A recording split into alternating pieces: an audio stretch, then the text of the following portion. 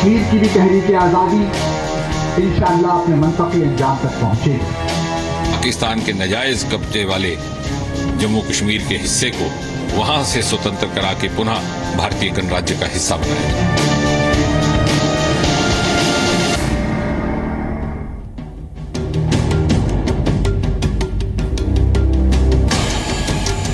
नमस्कार, ताल ठोक में आप सभी का बहुत बहुत स्वागत है। मैं हूं रुबिका लियाकत। आज सवाल ताल ठोक के ये कि पाकिस्तान आज आजादी का जश्न मनाते हुए क्यों दुनिया को अपने दो चेहरे दिखा रहा है। ऐसा क्यों है कि पाकिस्तान बॉर्डर पर एक हाथ से तो मिठाइयां खिलाई जा रही हैं और दूसरे हाथ से उसी बॉर्डर पर गोलीबारी हो रही है। ऐसा क्यों है कि पाकिस्तान कूटनीतिक रिश्तों में गंभीरता दिखाने के बदले नासमझी दिखा रहा है। भारत और पाकिस्तान के बीच संबंधों को बेहतर बनाने के लिए बहाल पाक उच्चायुक्त अब्दुल बासित ने आज क्या कहा वो आपने सुना।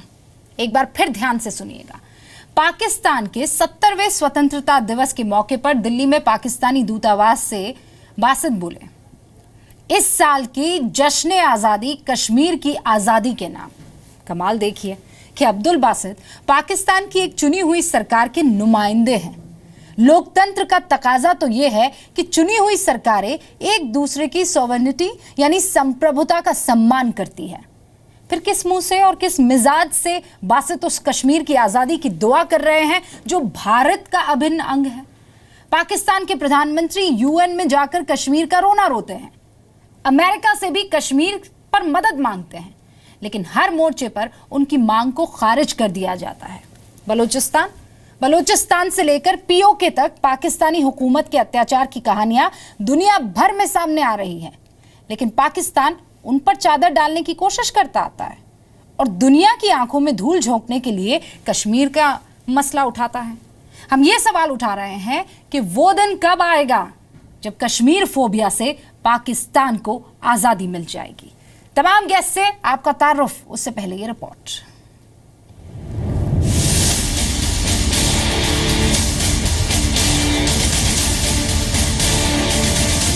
जहां तक जम्मू और कश्मीर का ताल्लुक है, आपने वज़ीर आज़म के पैगाम में आज सुना कि इस साल का जश्न आज़ादी हम कश्मीर की आज़ादी के नाम करते हैं। जम्मू और कश्मीर की भी तहरीक आज़ादी इंशाअल्लाह अपने मंतक़ी अंजाम तक पहुँचेगी। भारत और पाकिस्तान के बीच में यदि कश्मीर के संबंध में या कश्मीर के संदर्भ में कोई विषय बकाया है तो मात्र इतना कि किस प्रकार पाकिस्तान के नाजायज कब्जे वाले जम्मू कश्मीर के हिस्से को वहां से स्वतंत्र करा के पुनः भारतीय गणराज्य का हिस्सा बनाया। We cannot agree that a dialogue with sponsors and supporters of terrorism should carry on without being linked to action in that regard. हम समझते थे कि इतना समय गुजर जाने के बाद पाकिस्तान को थोड़ी सी संयम और समझ से काम लेने का एक अवसर है और वो लेंगे। और ये प्रधानमंत्री पाकिस्तान के कई बार कहते भी थे कि अब हमको पीछे ना देखकर आगे का सोचना है। इसके बाद फिर से यही बात खड़ी करनी मैं समझता हूं कि एक बहुत दुख का विषय है। इस पत्र में भारत के राज्य जम्मू और कश्मीर के लिए राहत सामग्री सप्लाई करने का प्रस्ताव किया गया है, जिसे हम बिल्कुल बेतुका मानते हैं। हम पूरी तरह से और स्पष्ट रूप से पाकिस्तान की इस पेशकश को खारिज करते हैं। बाजरर ये सफीर होता है, राजनयिक जो होता है, उसका काम ये होता है दोस्ती को आगे बढ़ाना। इसीलिए एम्बेसी खोली जाती है कि वो दो देशों के बीच में अच्छे संबंध बनाए। पाकिस्तान की एक ऐसी एम्बेसी है अकेली पूरी दुनिया में जो भारत से रिश्तों को दूर करती है हमेशा, और खासतौर से अब्दुल बासित हमेशा इस तरह के स्टेटमेंट देते हैं। ताल ठोक के आज का हमारा पहला सवाल, ऐसा क्यों है कि आजादी का जश्न मनाते पाकिस्तान के मुंह में मिठाई लेकिन बॉर्डर पर साजिश के बम हैं। दूसरा सवाल, क्या कश्मीर के मसले पर पाकिस्तान जंग करने पर आमादा है? तीसरा सवाल, आखिर पाक अधिकृत कश्मीर में कब तिरंगा लहराया जाएगा? और ताल ठोक के आज का चौथा सवाल, कश्मीर फोबिया से पाकिस्तान कब आजाद होगा? डिबेट में ज्वाइन कर रहे हैं मीम अफजल साहब, प्रवक्ता है कांग्रेस के, राज्यसभा के सदस्य रहे हैं, अंगोला में भारत के राजदूत रहे हैं। रीमा अब्बासी लेखक है, पत्रकार है, द न्यूज़ इंटरनेशनल और हेराल्ड से जुड़ी रही हैं। पाकिस्तानी न्यूज़पेपर डॉन में भी काम किया है इन्होंने। पाकिस्तान के मंदिरों पर एक किताब लिख चुकी है। 2014 में साहित्य के लिए राजीव गांधी अवार्ड मिल चुका है। अमिताभ सिन्हा साहब प्रवक्ता है बीजेपी के राष्ट्रीय कार्यकारिणी के मेंबर भी है, सुप्रीम कोर्ट में वकालत करते हैं। Lieutenant general retired BS Jaiswal साहब रक्षा विशेषज्ञ है, कुछ ही देर में हमारे साथ जुड़ेंगे। नदन कमांड में कई ऑपरेशन में शामिल रहे हैं, सेना में 39 साल तक सेवा की है। और डॉक्टर जुमा मारी बलोच एक्टिविस्ट है, वो भी हमारे साथ कुछ ही देर में जुड़ेंगी। सबसे पहले रीमा अब्बासी, आपका रुख। एक एम्बेसडर का जॉब क्या होता है? दो देशों में दोस्ती के सिलसिले को आगे बढ़ाना, जश्न आज़ादी का मौका पाकिस्तान के लिए, और कश्मीर रोना, और वो भी किसी और का नहीं, इन साहब का। क्या मतलब समझते हैं इसका? सबसे पहले तो मैं सबको आदाब कहूँगी और thank you for having me. And ये देखिए, कश्मीर का मसला जो है वो मेरे ख्याल से अब्दुल बासित साहब और बाकी सब लोग, मतलब ऑब्वियसली हम सब ये रिकग्नाइज करते हैं कि अब इन दोनों मुल्कों में चाहे कैसी भी हो, हमें डायलॉग तो जारी रखना है, उस पर तो कोई डिबेट हो नहीं सकती। क्योंकि हम दोनों को ये पता है कि एक दूसरे के लिए हम वाइटल हैं। वो ज़माना चला गया जब हम ये सारी चीज़ें जो थी इन चीज़ों पे गौर कर सकते थे या एक दूसरे को एक्सकम्युनिकेट कर सकते थे and all that. So let's be very factual and very honest that we have to continue talking. And as far as Kashmir is concerned, और उन्होंने जो भी कहा है, मैं जाहिर है उस पर तो कमेंट नहीं कर सकती, मगर हमारा सिफारत खाना काफ़ी बहुत बल्कि अच्छा और पॉपुलर रहा है इंडिया में। इनसे पहले मतलब शाहिद मलिक साहब थे और बहुत ही काबिल लोग इंडिया में पोस्टेड रहे हैं, और उसमें बहुत ज़्यादा हमने उन लोगों ने they played a very very positive role. So I think जो एक तो ये, दूसरा ये कि जो आप बलोच उसकी अचानक बात हो रही है, आई थिंक दैट आप बहुत बेबाकी से अपनी चीज़ों को रखती हैं, जो भी आप सोचती हैं और समझती बहुत बेबाकी से रखती हैं, और ये काबिल तारीफ है। इसीलिए एक बार फिर से मैं वो सवाल, क्या आपको नहीं लगता है इस मौके पर, जबकि बहुत सेंसिटिव है मामला, इस तरीके का बेतुकी वाला या नासमझी वाला बयान उनकी तरफ से, हाई कमिश्नर की तरफ से आना चाहिए था? उनके कहने के माने क्या है कि हम अपनी आज़ादी, कश्मीर की आज़ादी के लिए कुर्बान करते हैं? इसके माने आप समझ रहे हैं? Can you read what he is saying between the lines?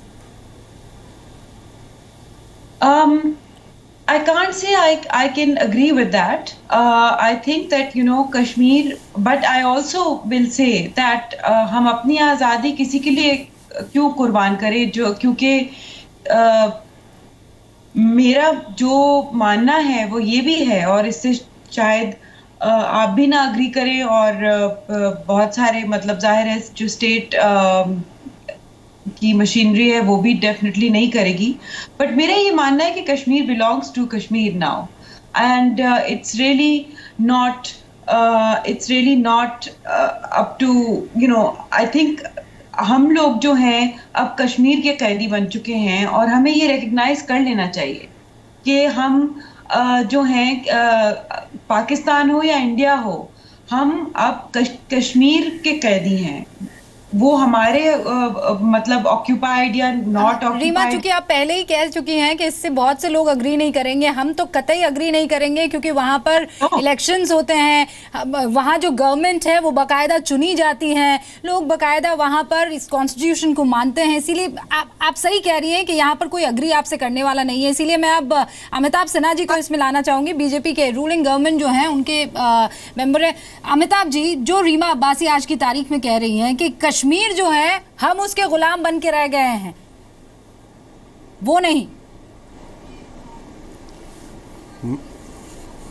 मुझे आपकी पूरी आवाज और पूरा प्रश्न तो सुनाई नहीं दिया, लेकिन मैं इतना जरूर आपकी बात से क्रक्स समझ रहा हूं कि आपने कहा है कि कश्मीर जो है वो यदि पाकिस्तानी और भारत के लोगों के बीच में जो परेशानी का सबब है, तो उसके लिए वहाँ के लोग में जैसे रीमा जी हैं वो शायद चिंतित हैं। लेकिन मैं इतना आपको कहना चाहता हूँ ज़रूर आज इस मौके पर, जब कल स्वतंत्रता दिवस है, स्वतंत्रता दिवस के पूर्व संध्या पे, कि कश्मीर का मुद्दा, ये भारत जब आज़ाद हुआ उस समय से ही, ये जब टू नेशन थ्योरी के आधार पे पाकिस्तान का बंटवारा हुआ, तब से ये पाकिस्तान की चाहत थी कि कश्मीर में खास करके घाटी में जो मुस्लिम आबादी ज़्यादा थी, तो वो घाटी जो है वो दोबारा कब्जा करने की कोशिश करे।